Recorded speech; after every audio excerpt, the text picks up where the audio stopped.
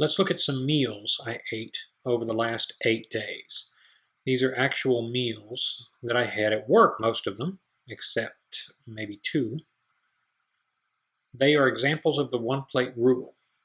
Why is the one-plate rule so important? Because it limits the amount of food that you take in. Now, there are those who are very popular today who are saying that calories in, calories out don't matter. They're saying that it's a myth. They're completely wrong.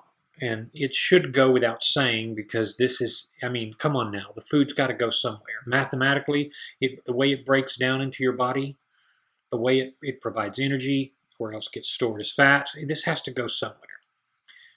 But people have really drunk the Kool-Aid on some of this nonsense about, well, calories don't matter. Calories are a myth. It's just if you fast, everything will be fine. I'm here to tell you that that isn't true. So we're starting to look at the first picture. That's a bean and cheese taco, a couple of barbecued chicken, a little bit of rice, macaroni, some peas, of course a piece of cornbread, and a banana. Notice I filled up the plate pretty well. But this, a standard oval size plate, you'll notice I'm not using a plate that is perfectly round like a normal plate, but it's about the same size. It averages out to be about the same. Well, if I just kept eating, if I had 2 or 3 of these plates, I would have too many calories and I wouldn't lose.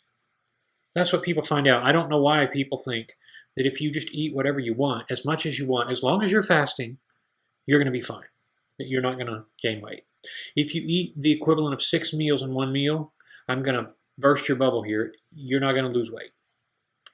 Should be common sense, but some people really have been drinking the Kool-Aid of certain intermittent fasters on the internet. And everybody's just freaking out, saying, oh my God, it's just terrible. If you just fast, you can eat as much as you want. Calories are a myth. That's completely brain dead. I don't know how people ever thought that, but whatever. So let's look at the next one. This was me. This was at Gaddy's earlier last week, the first of last week. Just a little bit of that pasta at the bar, and then I had about 3 or 4 pieces of pizza, and a couple pieces of bread, and then a diet Dr. Pepper. Here is this is another home-cooked one. Potatoes with stew, a little piece of roast, beans, a banana, and a couple pieces of leftover fried chicken. And then here's a square plate. Now I want you to notice how it doesn't really matter, the plate. The idea is that you are limited to your serving, and you follow the rule that from the beginning I have insisted on, from the very first video on this channel I have insisted on, and that is eat and be done with it. When you sit down to eat, you need to have everything there in front of you.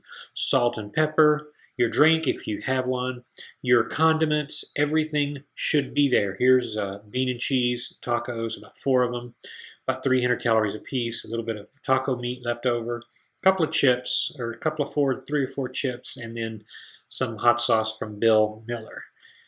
For those of you not in Texas, we have a place called Bill Miller Barbecue, and they have good little breakfast tacos in the morning. So again, not going to freak out, not going to say, ooh, it has to be perfect. No, your day doesn't have to be perfect. No, what in your life is perfect? Nothing in your life is absolutely perfect. And your meals sometimes won't be as well.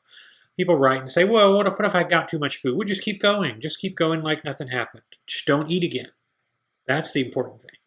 You're eating once, you're going to sit down, you're going to have everything with you. You're not going to start snacking on chips. You're not going to start eating out of bags or containers while you're preparing your food. How many of you have done that? All of us, right? Don't do that. Don't start eating, and don't even take so much as a sip of your beverage if you have not started eating.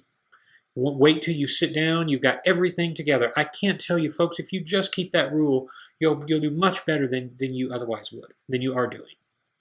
When you sit down, you get ready to go. So here is some chicken skewers, some little, I guess, goulash, whatever you call that, noodles and meat, some brown rice, which I don't really like. I had a little bit here today. And then green beans. This is from work, these oval-shaped plates. The chefs just gave me something from the buffet line, which I was grateful for. Peanut butter cookies also on that last one. And then here's some more. This is pork chops, little pasta things, more chips, and then some Cajun-style rice and what do they call it? Dirty rice. And then here was today's meal actually. Blueberries, apples, some Doritos, some Brazil nuts on the side, and some chimichangas. And then the beverage was organic cherry juice with 2 tablespoons of apple cider vinegar. This was how I lost my weight, doing stuff like this, what you're seeing in this video. This is what I did. I filled up a plate. I stayed with it. That's how it happened. So if you want to, you can regulate intake however you want to. You can count calories. That is effective, despite what some people say. Or you can ballpark it with the 1-plate rule here. So in the supplements, by the way, ashwagandha, B12, D3, and K2, if I remember right. I think that's all. So, and then here we get to the end. This was the day before yesterday. Some Arby's style roast beef on a plate, some rice, green beans, and some French fries. Honestly, don't overthink it, because if you overthink it, you're going to run into problems, more problems than you otherwise would. Here are 8 examples of how you should eat and be done with it.